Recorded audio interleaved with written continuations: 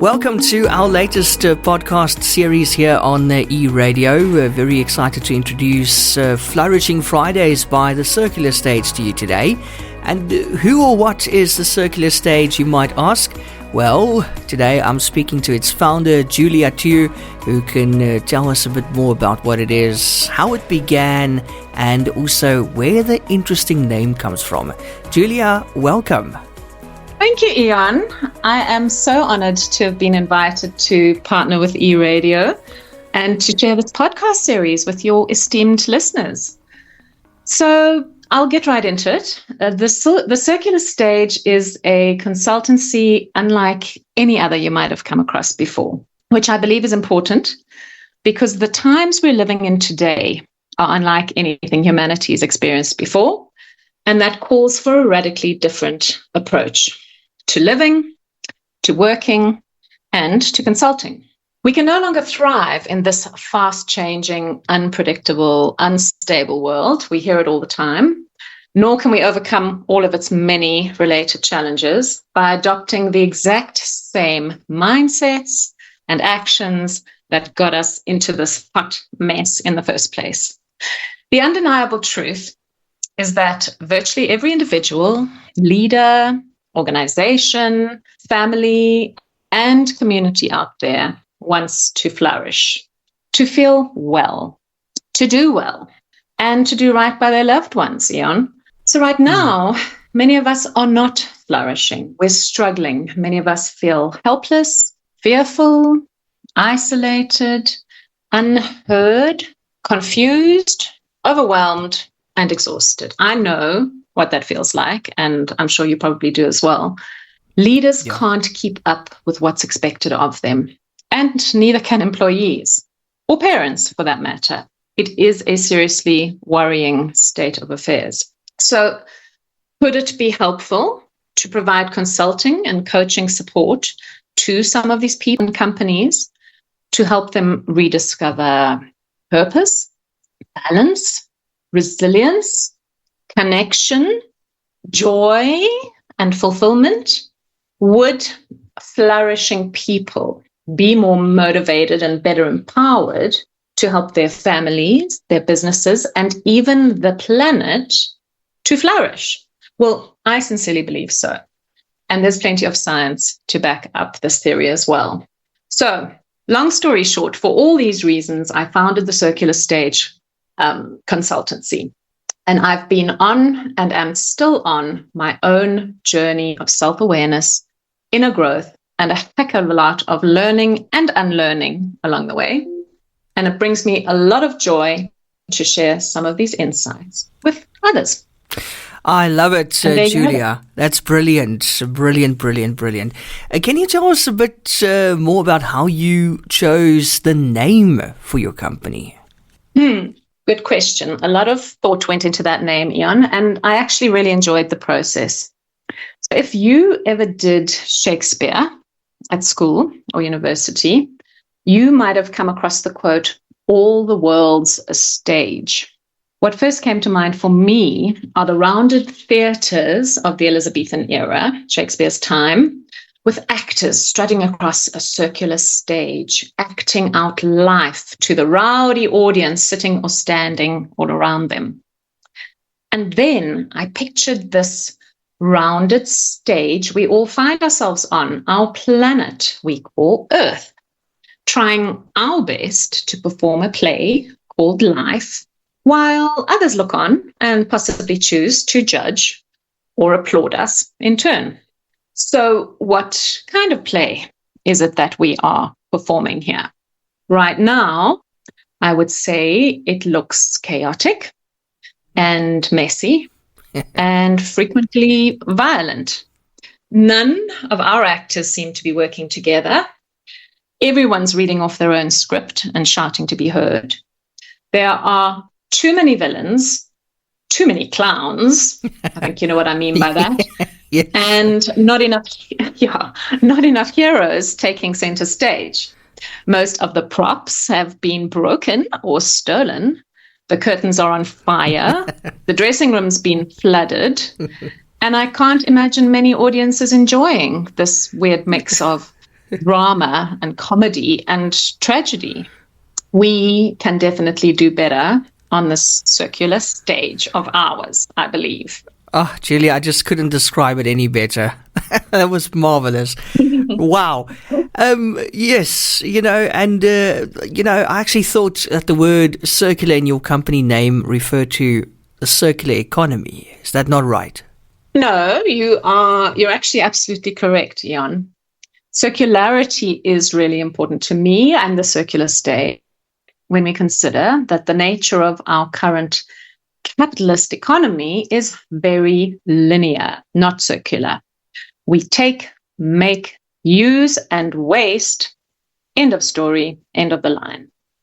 So what that means is raw materials get depleted. We manufacture excessive amounts of product. And then when we've had enough of our stuff, we throw it out and it ends up in landfill or polluting our environment. Our dear old Earth can't handle that kind of abuse indefinitely and is pushing back, as we're seeing more and more each year on this burning planet. Just turn on the news and you'll see it there. Yeah.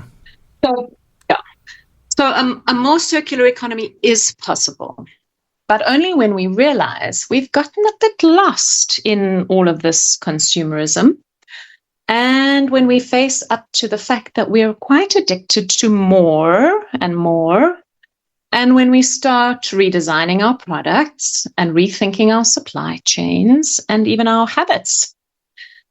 Because by embracing this more circular stage of life, we can reduce our extraction of raw materials, we can reuse, refill, repurpose, or refuse products.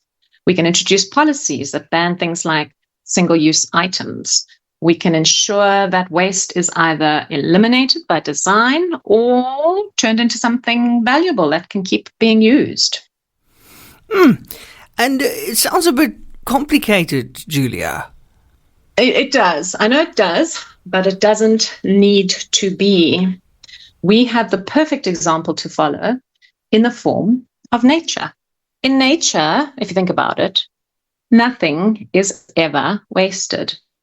Organisms tend to live in harmony with each other in self-regulating and resilient ecosystems, or they simply cease to exist. And seeing as we humans are and always have been an integral part of nature, we are nature, we simply need to remember, because we've forgotten, how to interact with everything else on our planet, including each other, in a more cooperative and respectful and sustainable way, like many indigenous cultures have done for centuries and continue to do today in many regions, which I'm sure you've probably heard about. Yeah, absolutely. Now, Julia, if a company or team was interested in learning ways of becoming more circular, resilient, or sustainable, what kind of advice, support, or tools would you give them as the circular stage? That's also a good question, Eon. Firstly, I do have to say that there is never a one-size-fits-all solution when consulting to a company or when coaching an individual or a team. Each organization and each person has a fingerprint or a snowflake, as you know. So we first get to know the client and what the client is hoping to achieve, or we help them gain clarity on their vision. We also critically get to know and understand the context, the history, and the environments in which that client operates. Sometimes we map out that unique ecosystem to fully understand the actors, the relationships between them, and all the activities that influence the current situation.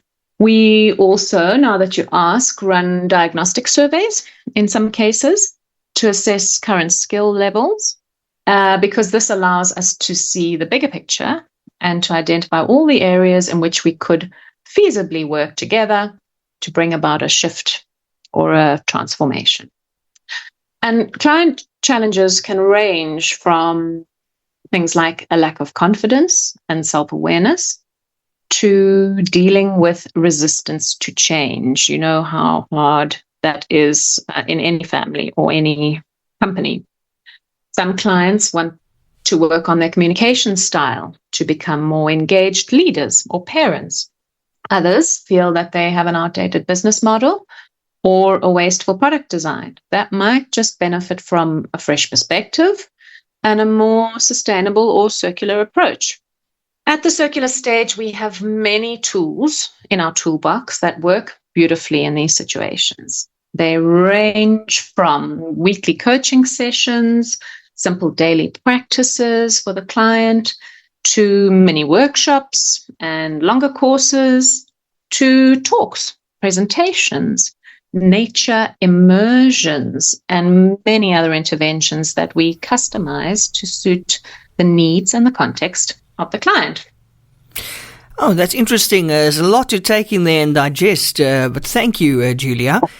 Just before we wrap it up, can you share with us a few more of your favorite quotes?